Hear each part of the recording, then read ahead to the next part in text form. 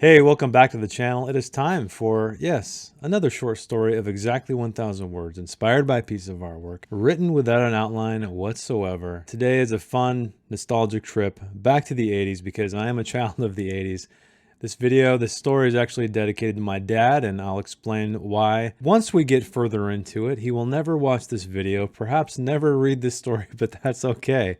Maybe someday he will discover this. We shall see. But specifically why this is nostalgic is because it is inspired as well by horror films of the 80s, which we will get into when we check out the artwork. But before we get there, what music did I listen to? What was the soundtrack for the story? And I went back to a musician named Tim Hecker, who is an ambient artist. And this is a beautifully droning series of songs called Haunt Me. So why don't you cue up the droning and let's check out this week's artwork. This week's artwork is titled The Fog People, 1984, and it's by an artist named Andy Walsh out of Wales, United Kingdom. I have created a story based on one of Andy's other pieces of artwork, and that is the Mr. Ratty's Christmas or something like that. It was a Christmas story. It was me trying to get outside of my comfort zone, and honestly, this one was done purely for nostalgia, this one here, The Fog People, because what caught my eye initially were these figures creeping through the fog in the distance you can see here at the center of the street.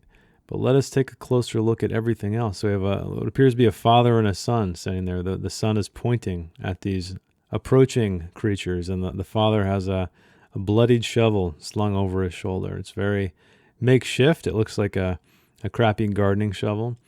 But off to the left, we have a video store, Roxy Video, and there's a station wagon crashed through the building next to it. I'm not sure if it's the same building or not. Then off to the right, we have some other references. We have Ghoulies, which was another 80s film. We have Chud, or Cannibalistic Humanoid Underground Dwellers, for those of you who aren't familiar with the acronym. If you did not know, I was a child of the 80s, so many of these were films that I watched over and over and over again, probably at too young of an age, but I'll blame my dad on that, and that's why this story is dedicated to him, because he introduced me to the horror genre.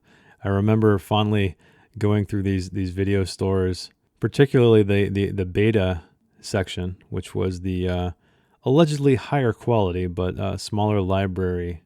I thought this would be a fun one. I don't know that there's going to be a very deep story to tell here, but always jumping back into nostalgia is a good time. So thank you, Andy. Again, I absolutely love your artwork. Maybe you will do a cover for one of my books one day. One can only hope. All right, with that said, let's see what I came up with. Arlen sifted through the spines of fat plastic Betamax cases in the recesses of Roxy Video. Alphabetized, upright, orderly, the labels were easy to read, without a haze of scratches to dull the artwork beneath. He admired the hand-painted cover of the Texas Chainsaw Massacre, set in the negative space to bold black letters that read, "Who will survive and what will be left of them?" "No one ever cared about quality," he said. "Not that you really needed it with this one. Shot in 16mm. Made it creepier, don't you think?" Milo frolicked in the pile of VHS tapes that composed the comedy section, whose shelf lay in splinters over the checkout counter.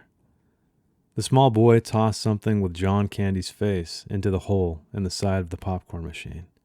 "You're right," Arlen said. "What a shit dad I am showing you this stuff. But you know it's fiction. You know it's not real." He picked up Cannibal Holocaust. "Wow, I thought this was banned in the U.S. Arlen saw the signs of UK distribution on the back. "Man, I wish we had power. It's probably for the best. I don't think you're ready for this one." Milo, at Arlen's side now, mirrored him as he perused other titles. Arlen knelt down as Milo dislodged a tape. "Now that's a classic." Milo cracked open the case of Lucio Fulci's Zombie. "Cool." Hey, Arlen said. "Careful. That one deserves special care.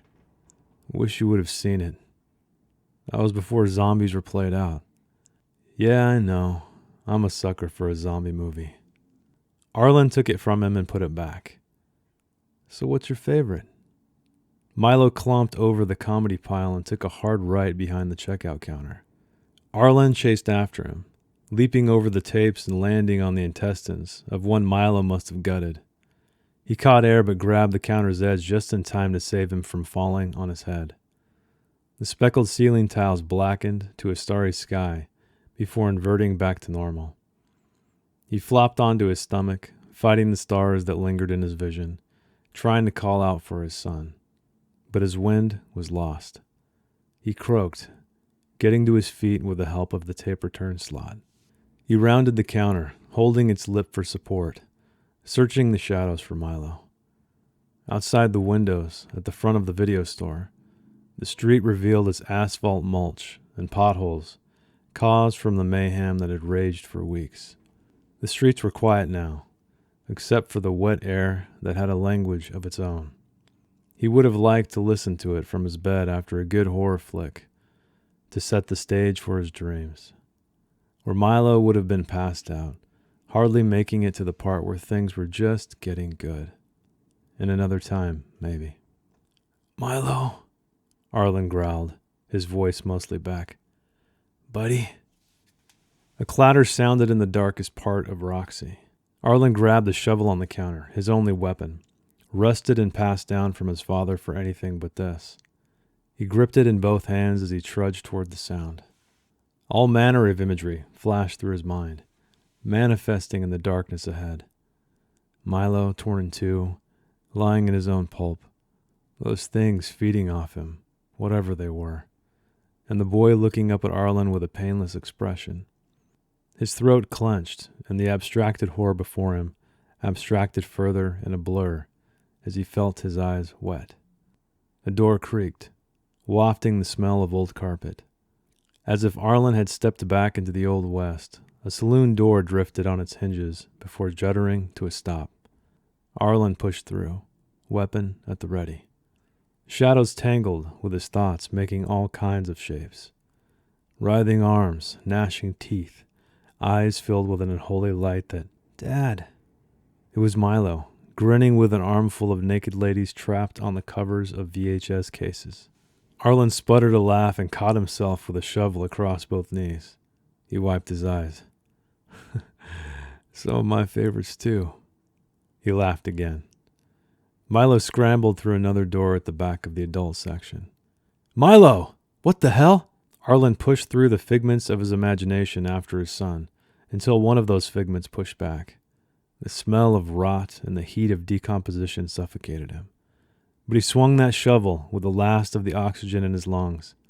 The creature creaked back upright, spine popping, breath fuming, and Arlen swung again, turning the shovel 90 degrees to cut through the spine, the head thunking to the ground, jaw searching for flesh it couldn't reach.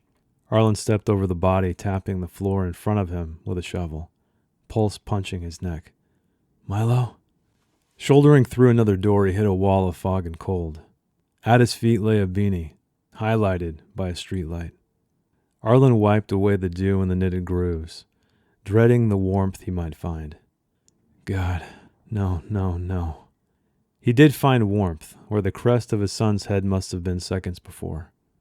But no blood. Thank God, no blood.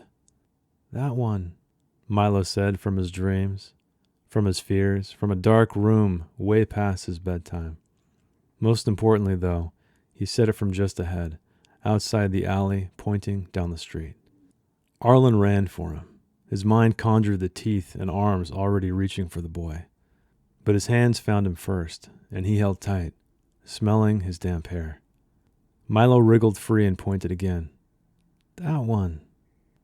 A fog, alive with luminance, whirled at the end of the street, bordered by dead cars, as lurching figures cut through it. Arlen slung the shovel over his shoulder.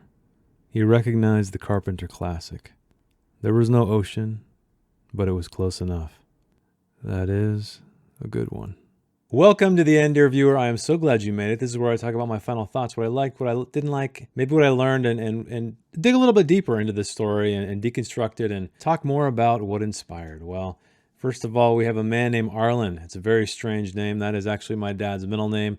And as I mentioned, my childhood was also an inspiration to this story. So when I was a kid, my dad allowed me to watch a lot of horror movies. And as I spoke about in the artwork section, I have great memories of going to these video stores, which no longer exist anymore. So if you did not live during that time period, I am sorry, you will not know at all what I'm talking about. But there was a format war, much like Blu-ray and HD DVD, if you remember that. And it was the Betamax and VHS war, because Beta, a Sony company, was allegedly higher quality, a cleaner picture for something on a cassette tape. But VHS, as we know, won out, and so that is the reference there. But let us dig into the story, and I will bring up some more colorful commentary, hopefully some background as we get further in. So Arlen sifted through the spines of fat plastic Betamax cases in the recesses of Roxy Video.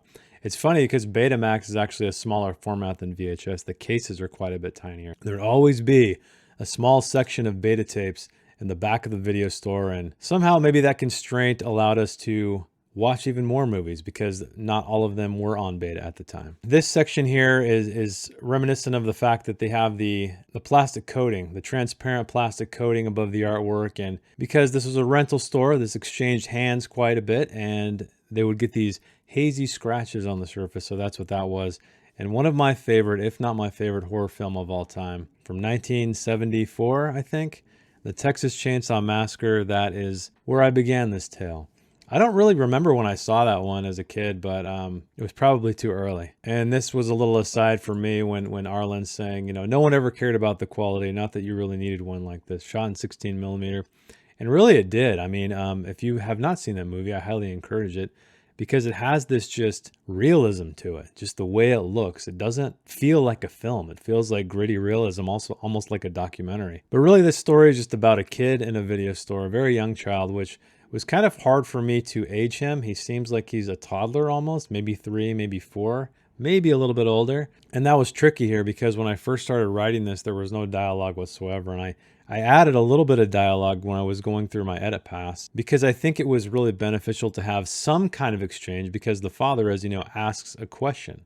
What's your favorite? As we move through the story, we see what a shit dad I am showing you all this stuff, but you know it's fiction, and I am guilty of it too. My daughter, I allowed to see some horror films when she was very young. She's 12 now, but she saw The Ring and Poltergeist and many others many years ago. But I believe it's good for character. I think it's a good thing for kids to understand fact from fiction, because my nephew, he was completely terrified of anything horror related pretty much until he was a teenager. And so that to me spoke to what I did not want to do with my own kid. But Cannibal Holocaust, another one that is a very controversial film from the 70s.